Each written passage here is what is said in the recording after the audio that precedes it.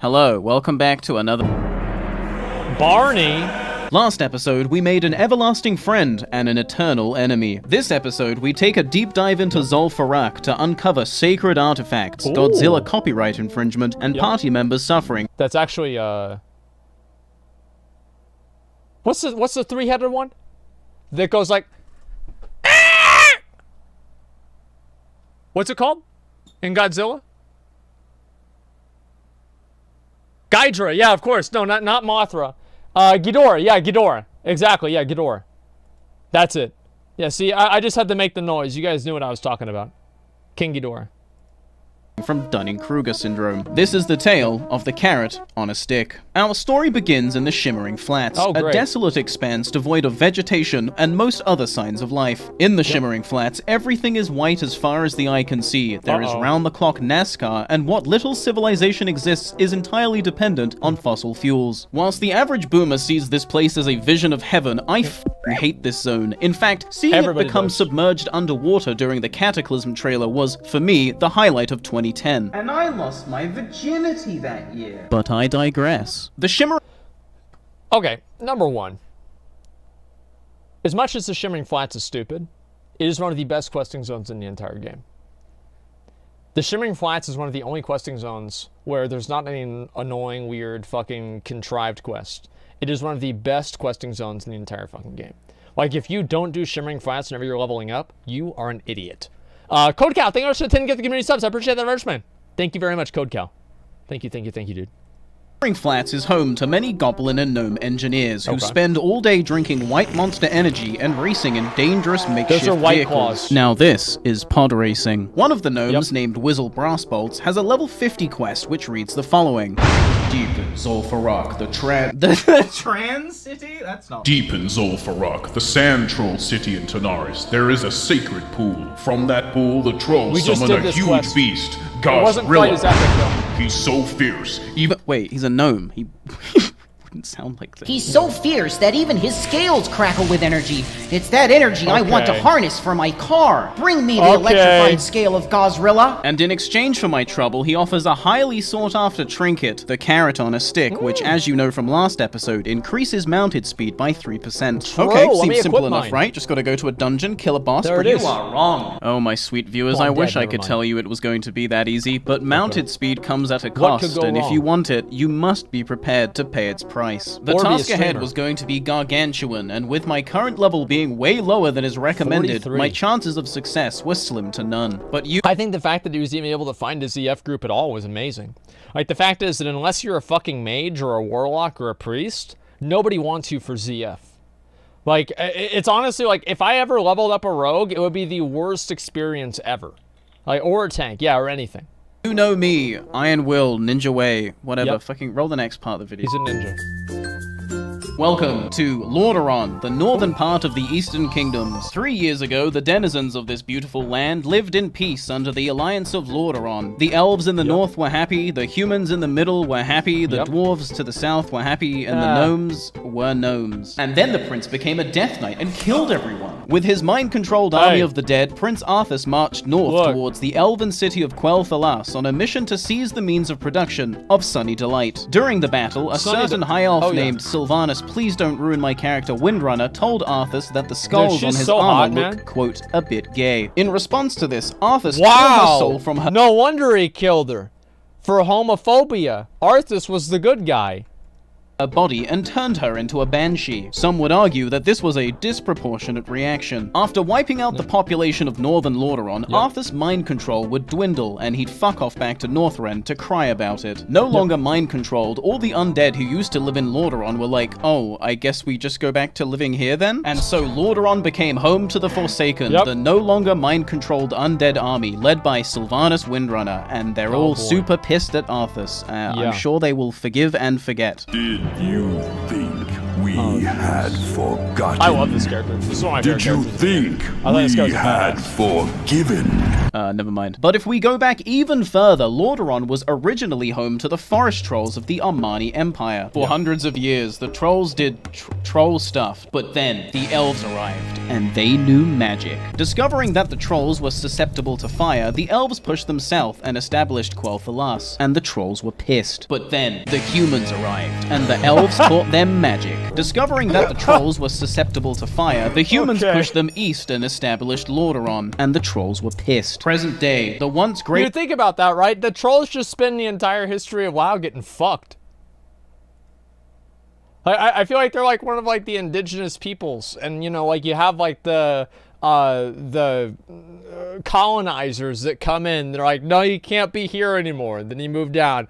No, you can't be here anymore either. And then somehow they're just stuck in fucking ZG or something. You know, and yeah, no wonder they're fucking pissed. RXMC, thank you very much for the 5. Get the community subs. I appreciate that very much, man. Thank you, dude. I love you. Armani Empire now looks like this, reduced solely to one area, the hinterlands. And the trolls are pissed. But why did I just tell you all that? Well, remember this gnome who just so casually asked us to kill Gazrilla for electrified scales? Yeah, it turns out this Gazrilla is actually a demigod secret boss, and his summoning ritual requires you to be in possession of an enchanted mallet. How to obtain the enchanted mallet, you ask? Well, luckily for me, this troll left an ancient tablet in their will, and it details how to obtain it. To create the mallet of Zul'Farrak, one must first travel to the altar of Zul and obtain the sacred mallet from a troll keeper. Next, one must bring the sacred mallet to the altar atop the troll city of Jinthar-Alor. Using the sacred mallet at the altar will infuse it with power and transform it into the mallet of Zul'Farrak. I never did the mallet of Zul'Farrak. I never did it. I was like, it's going to take up an inventory slot, and I'll just have somebody else do it anyway, and I don't need any loot from the boss to begin with, so this is a waste of my space. Yeah, I never did that. I was like, I'm not gonna fucking go down there. And also on top of that, I couldn't figure it out. I like that. The thing is, like, most of the quests that like, as I said, I threw away my laundry list of items that I needed for my Warlock, you know, quest line, or my Warrior quest line for the Whirlwind Axe, and I never got it because I couldn't figure out how to look it up. I was a big fucking idiot. Okay, seems simple enough, right? Just gotta go ask the Troll Keeper for the mallet, then I go blank. You are wrong. The Troll Keeper in question lives in the hinterlands. The Troll Keeper in question is part of the aforementioned Armani tribe. The Troll Keeper in question is pissed. Now, I could spend the next couple years of my life working as an envoy for the Horde, easing tensions and improving relations with the Armani tribe, earning their trust over several years, and then eventually cashing in my socio-political clout points for a sacred mallet. But I don't have time for that. I just want to make Mount go fast. And so I set off for the hinterlands on a mission to obtain the Mallet of Zul'Farrak, the item required to summon Gazrilla. Following the directions of the tablet, I made for the altar of Zul, where the mallet's keeper would await me. Upon arriving, I find that the mallet's keeper, whose name can fuck off, is a level 50 elite mob. Oh, that's not good. And being a level 43 reanimated pile of bones, I begin to have second thoughts. Oh no, she's level 50! Now, you guys know me. The last thing I am is a quitter. I always stick it through to the end, and I don't quit. There's no way I'm gonna quit. But just as I turned to leave, I looked up and saw a familiar face, amazed by the name of Meryl's, who just yesterday I had a whole adventure with, the footage for which is unfortunately lost forever due to Windows' patented shutting down your computer right now. Fuck you, technology. We have to install an update right now. Do you want to install it later or now? Put later. Okay. Okay, it's later now. Let's install the update. That's basically how they do things. Now, Meryl's wasn't here for the same reason I was, but that didn't stop them from being a total bro and helping me anyway. Together with this random warrior, we managed to take down Fuck Off and obtain the sacred mallet. Now, we just had to bless it. The intended way of doing this is to battle your way through the troll city of Jinthar-Alor, a city littered with elite mobs that increase in level as you ascend, eventually culminating in a grand battle with the leader of the tribe, Vile Priestess Hex, who is blocking your access to the altar required to bless the sacred mallet. However, my teammates opted for the high IQ play of running in, dying, walking back to your corpse, and repeating until you reach the summit. Being the insecure rogue player that I am, Do you guys remember back in the fucking beta, whenever we did this, and I kept getting killed by those rogues? But I was actually mad there. The thing is, like, I really was. I was pissed. 99% of the time, I'm never mad. But that time, I was genuine. I was mad because I was actually more mad at McConnell. I was mad at McConnell because I knew that McConnell drawing attention to it would make them do it more. And McConnell was like, oh man, they killed you again, dude. I can't believe this is happening. Oh, you died again? Oh man, dude, you're so mad right now. Just like fucking, getting him up and, saying all this good stuff about him, all this kind of shit. And reply bathroom, I already did. So yeah, I blamed it on him that it was happening. I was more mad at McConnell than I was even at the Rogues. I know it might sound ridiculous, but it's true. Simply stealthed my way to the top. God, I fucking love being a rogue. Yeah. Once there, we waited for the priestess to turn her back. Then Meryl turned the watchman into a sheep, and we scrambled to bless the mallet before the priestess turned back around. Damn, that's now, easy. with the mallet of Zul'Farrak in my possession, I was ready to find a group and start my dungeon experience. Because I had the Mallet of Zul'Farrak, finding a group was incredibly easy. Now, this might be largely unimpressive by the time the video releases, but having the Mallet at such a low level was a huge deal during the first week of the game. At the time of recording, level 43 was already incredibly ahead of the curve, so to have an item that was intended for level 50s and above pretty much made me royalty. Having the Mallet assured that everyone in the group would obtain their mounted speed trinket, and I was therefore sure this dungeon would be a happy, fun, great time enjoyed by all. I mean, that didn't happen. We already know that didn't happen. So I think that's actually kind of cool that, like, if you really want to have like a special little item or something like that, it kind of makes it a little bit more exciting, and it helps you get into groups more easily. I never even thought of it as like I never thought of it from that perspective, that if you have these cool items, that because you have them, it makes it a lot easier for you to be able to get into groups. We're just 5 incredibly ahead of the curve World of Warcraft addicts. There's no way we're not mentally stable. Surely we will get through this dungeon just fine. Me and the tank met up with the Warlock just outside the dungeon, and after summoning the other DPS and the Warlock's healer girlfriend, we rode into Zul'Farrak and started our assault. Going against the norm, the very first pull of the dungeon was not made by the tank, but instead the Warlock. After we down the first pack, the tank respectfully asks the Warlock to allow him to obtain aggro first, to which the Warlock responds, "It was a non-damaging curse." Which is just... The funny thing about Classic WoW is the fact that as time has gone on, players are still as fucking stupid as they used to be. They're still just as stupid as they used to be.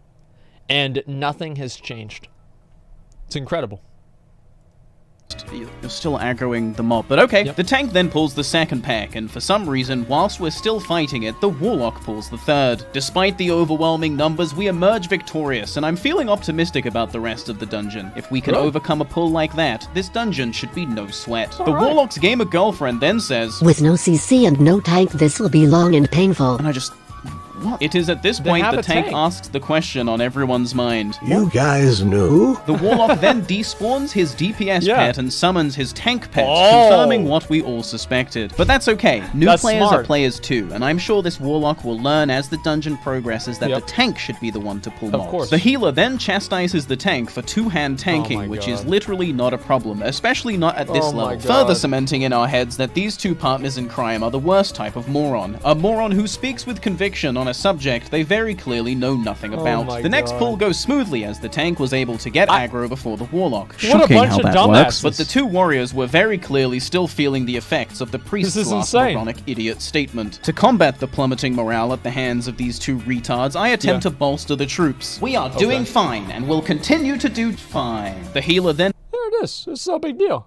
Yeah, you just tell him it's gonna be fine. Immediately complains about going out of mana in the previous fight. You know, the one that was so tough because her boyfriend pulled the entire pack. Next, the tank tells us to follow as we are going to walk in a specific way to skip a couple of mobs. To my dismay, the Warlock had not mastered the ancient art of desummoning your pet, and so everything was pulled anyway. Thank you, Voidwalker. Fortunately, we make short work of them, and the tank asks that the Warlock put his pet on passive during shortcuts to avoid such a smart idea in the future. The Warlock then tries to use what I said earlier about letting letting people play how they want, I was referring to the tank, as an argument to be made why he should be allowed to keep ninja pulling mobs. Further ahead, by some grace of God, we actually managed to conquer the first boss. Further ahead still, we come to the second boss, who spawns when you get too close to his cave. The warrior warns the warlock in advance, but alas, too late. At least his Voidwalker was there to tank it briefly, am I right? The boss fight begins, and let me tell you, this boss is a real piece of shit. This is the hardest boss in the dungeon. He constantly summons these basilisks, which by design have too much health to warrant focusing, so the fight just becomes a race to nuke the main guy before you all perish miserably. It is nothing short of a miracle that we pulled through, but with the hardest boss encounter complete, and with no casualties to boot,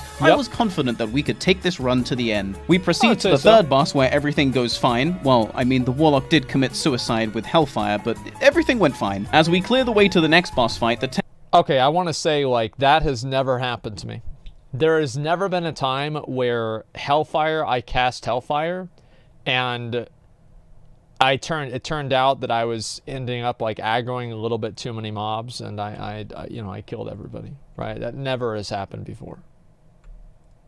Tank politely reiterates for the party, read Warlock, to please let him make the pulls and to not attack unless he's in the fight. Pretty reasonable, right? Just don't tell other people how to play. The other warrior chimes in for the first time to say he's new, and the tip.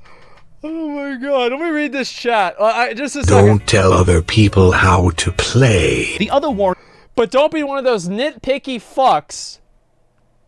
Then I don't know what to tell you, that goes bananas when the pull doesn't go exactly how they want it. Just play, dude. Just play. Hey, dude. Just play, man. That's all. You just play. That's all there is, man. This is crazy, man. Fucking crazy. Just play, dude. I kind of appreciate it. I don't know the game so well. Chimes in for the first time to say he's new, and the tips the tank is giving are actually helping him learn. And of course, the warlock has a problem with this too, stating that the tank was displaying lame as fuck behavior. No, I'm preventing wipes. No, you aren't. We pull the fourth boss, and I try to raise morale once again. Let's just all have fun, smiley face. But when the warlock immediately resumes crying after the fight, the polite tank's patience had come to an end. I love being in groups where everybody hates each other. It's so tense. People are fucking mad. Like, there's one guy that's trying to calm them down. And then sometimes if I'm in a group and I don't really care about how it goes, I'm like, hey, so, what do you guys think about this warlock? And it's the guy that's in the group. Like, so, how's our DPS so far? Is there anybody that's doing low DPS? Or just ask something incendiary that's like just open-ended, just to let them really fucking rip on each other. It's one of the best parts about being in playing an MMO, is getting people mad at each other. The Warlock is right. I mean, he is enjoying the game. Well, no, if you enjoy the game at the expense of other people whenever they're voluntarily going to play with you, then you're a piece of shit. That's basically what the difference is. Like, I agree with you, right? Like, yeah, obviously people should be able to play how they want, but whenever playing how you want comes at the expense of other people and, like, you know, wasting their time, then playing how you want no longer is a positive thing. That's what I would say.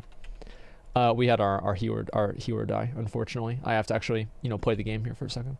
Without a further word, he posts the damage meters in chat for the last fight, revealing that not only is Baus the Warlock doing the least amount of damage out of the damage dealers, he's also being out-damaged by the tank and the healer. In fact, his pocket healer girlfriend is doing more than double his damage. Now, I'm no therapist, but I suspect being presented with the irrefutable evidence that he was fucking useless shattered through his Dunning-Kruger syndrome and induced a psychosis. I really don't care what you think, kid. Can we kick the lock? He isn't even doing damage. Crying face, stop! Baus the Warlock then left the party and took his healer girlfriend with him. Dipshit. Baus projects onto the tank and tells him to eat a bag of dicks before being ejected from the instance. With a complete lack of self-awareness, he then starts whispering me all this bullshit about how the tank was toxic, and I tell him to take a breather. He tells me he's going to be just fine, and I totally believe him. I think, he'll be just fine. The last 30 minutes had been nothing short of a true test of patience, but with Group the end of the dungeon 1.5. quite literally in view, we weren't going to give up now. We replenished our group and marched onwards to what could only be certain victory. That carrot on a stick is so close I can taste it. After surviving the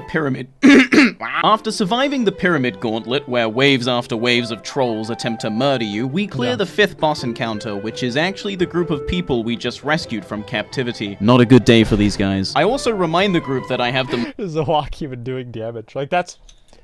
There are so many warlocks in this game. They're awful. Like, there are warlocks, so there'll be a mob that's at like 20% health. You'll have 2 warriors in a group, and the warlocks will be like, alright, let's full dot them up.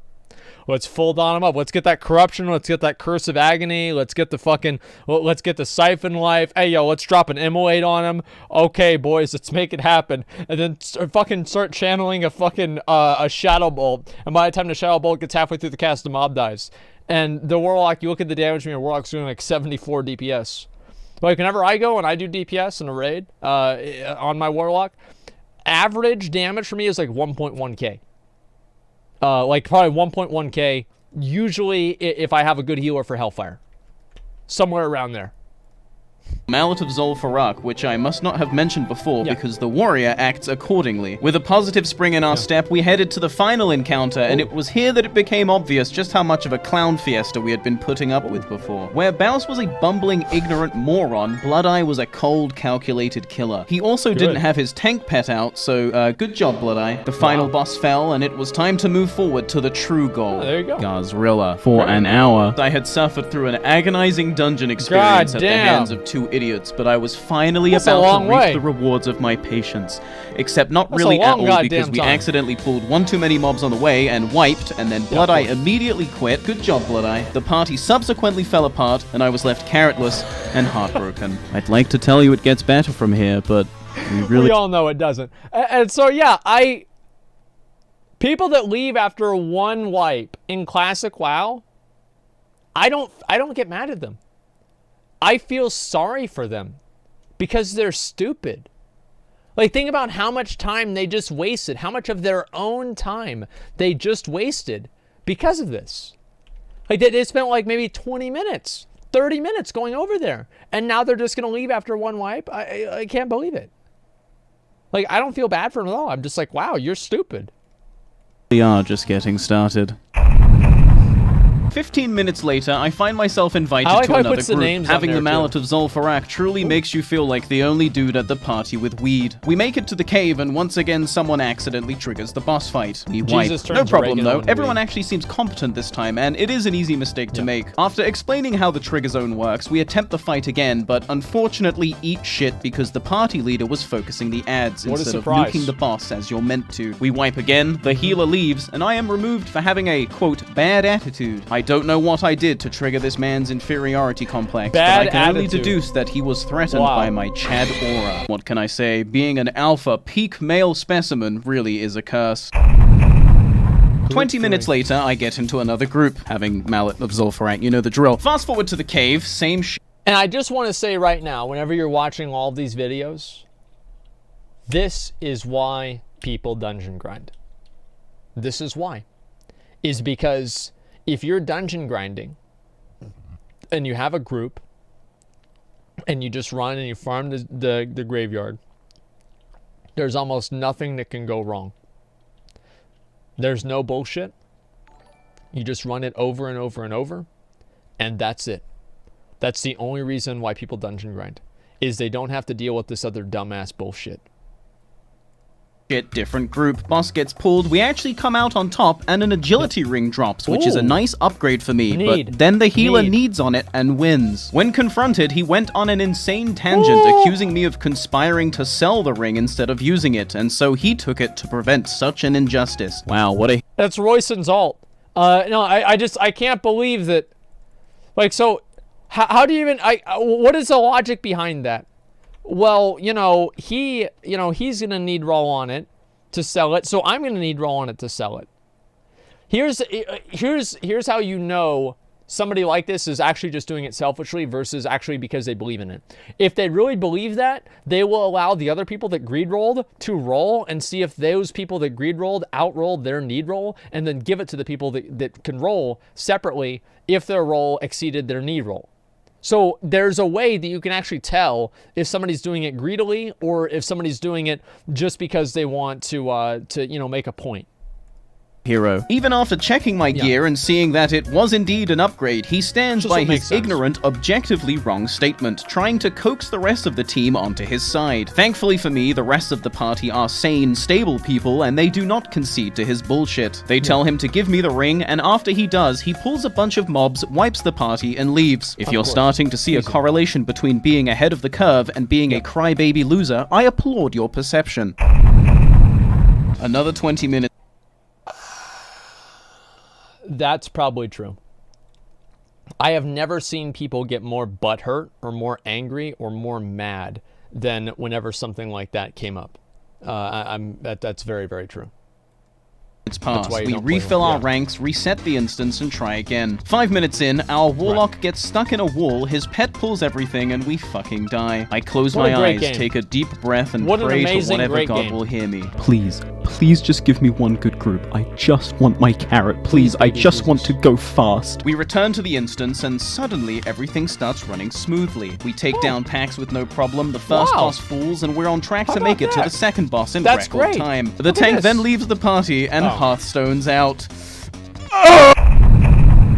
I call in an emergency favor from a guildmate. We summon him and head into Zul'Farrak for what I can only hope is the last time. We fight our way to the cave, and to my surprise, nobody aggroes the boss. In fact, everyone knows what the hell is going on. Towards the end of the fight, our healer succumbs to the swarming mass of basilisks, and I know it's only a short amount of time before we inevitably wipe. I last hit the boss and vanish the hell out of there as everyone around me dies screaming. I fucking love being a rogue. With the hardest encounter down, we breeze through the rest of the dungeon and approach the sacred pool. This is great. After suffering through 5 hours of quitters, blamers, and insecure warlocks, would I finally face off against Gazrilla? We get ready to pull the final pack. And the tank says he has to go. Just kidding. We steamroll the pack, and I walk up to the gong, strike it with my mallet of Zul'Farrak, and finally, we summon Gazrilla. Slowly, he emerges from the pool before entering into a full sprint, charging into us and knocking us airborne. Holy shit, this is a real fight. Holy shit, he's so tanky. After being knocked airborne again, I use this downtime to ingest a tasty beverage. G Fuel, 10% off with code Barney. Gazrilla puts me in a block of ice for 10 seconds, and after emerging from my icy tomb, I make the final incision. Gazrilla is defeated. Wow. Victory achieved. And that, my friends, is the tale of the carrot on a stick. And hey, if you like my videos, consider supporting me on my brand new Patreon. Wow, Patreon. Okay. Wow. More WoW Classic videos to come. Please like and subscribe. Okay, bye. So let's talk about this. Let's talk about the fact that this was an adventure. It was a story.